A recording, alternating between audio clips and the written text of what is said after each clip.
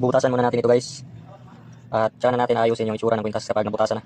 Para hindi tayo baka masira kasi masira kapag inayos muna natin. Kaya bubutasan muna tsaka na ayusin pag may butas na siya para madali na lang lahat.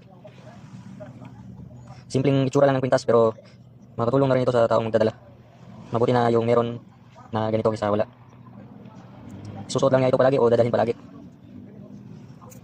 At ito naman, bago ko ipadala sa bagong magmamayari ay dadasalan muna at isisiliwan ko para itong kahoy ay hindi basta-basta masira sa tubig. Kaya pwede na itong mabasa ng tubig kapag naliligo at pwede lang dalhin sa kahit saan lugar kapag dala na ng tao.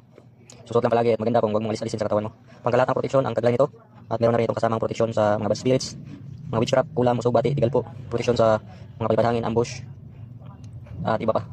So ito may butas na siya. Yan, may butas na. So tsaka na natin ayusin yung itsura ng kwintas kasi may butas na siya. So sisiliwan ko ito para hindi siya masira ng tubig. So itong isa muna ang pinuputasan ko, tsaka itong iba naman ang puputasan ko. So ipopost natin ito mamaya pag natapos ko na. Tsaka babalik yung signal dito sa aming lugar.